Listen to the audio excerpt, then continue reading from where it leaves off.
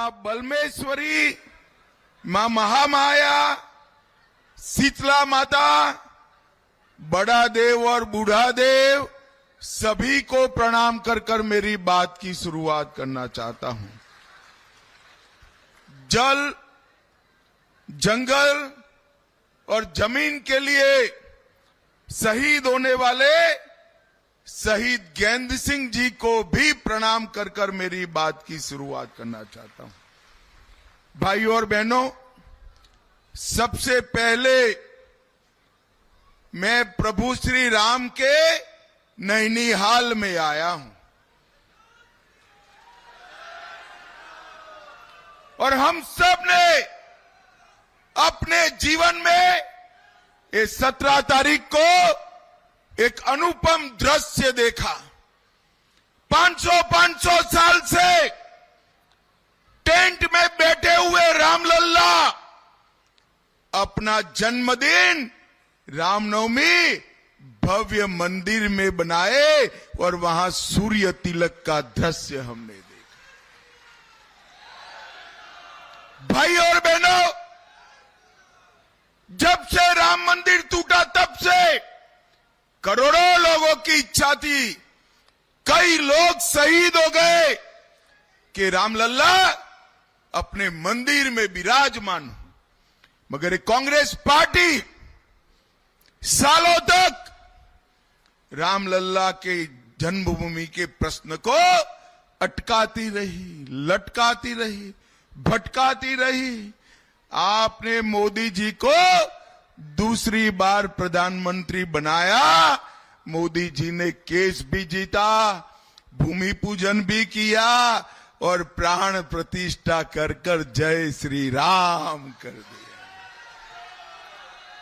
भाई और बहनों, ये कांग्रेस पार्टी जब उनको निमंत्रण भेजा गया प्राण प्रतिष्ठा का, अपनी वोट बैंक की लालच से भगवान राम के दरबार में भी नहीं गए। उनको जो करना है वो करने दो, हम नहीं डरते हैं। हमने न केवल राम मंदिर, काशी विश्वनाथ कॉरिडोर, केदार धाम, बद्री धाम और अब सोमनाथ का मंदिर भी सोने का फिर से बन रहा है। भाइयों, नरेंद्र मोदी जी ने इस 10 साल के अंदर बहुत बड़ा परिवर्तन करने का काम किया है। मोदी जी ऐसे प्रधानमंत्री है जिनके पास 10 साल का ट्रैक रिकॉर्ड भी है और 25 साल का एजेंडा भी है। मैं राहुल बाबा को पूछना चाहता हूं, 4 पीढ़ी ने शासन किया।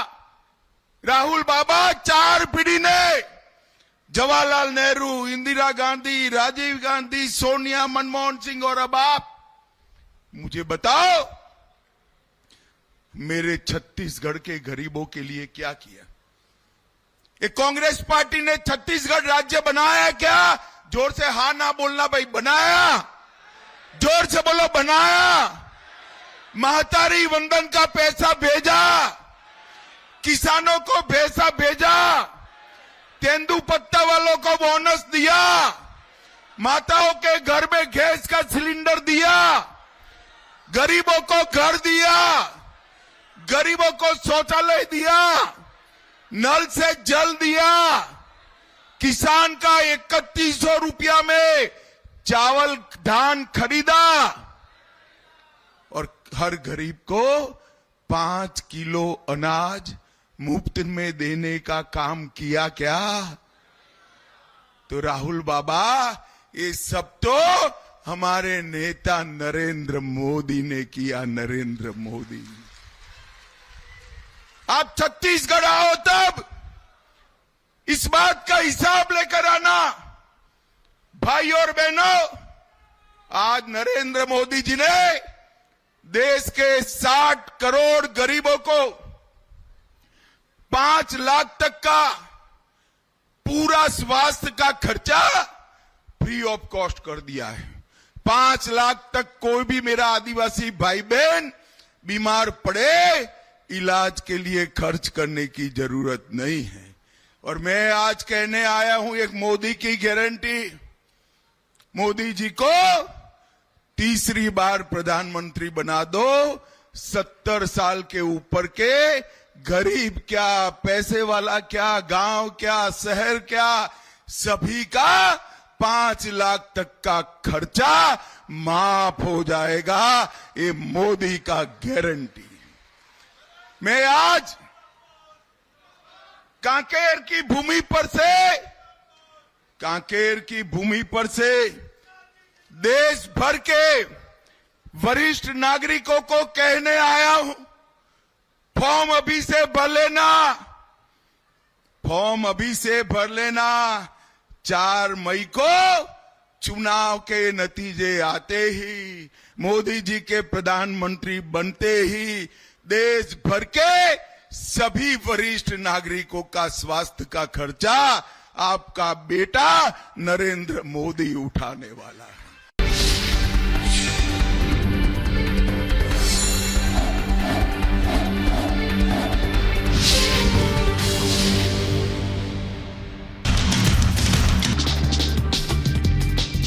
कर्नाटक के हुबली में प्रदर्शन किया गया है। हत्याकांड के मामले को लेकर बीजेपी कार्यकर्ता सड़कों पर उतरे, विरोध जताया।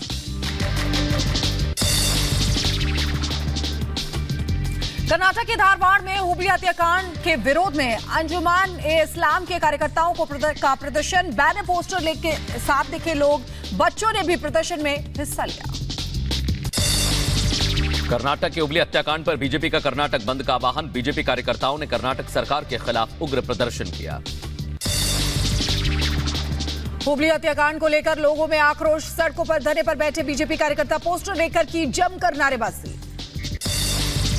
मृतक छात्रा के पिता ने मामले में सीबीआई जांच की मांग की, कहा पुलिस की जांच से संतुष्ट नहीं है।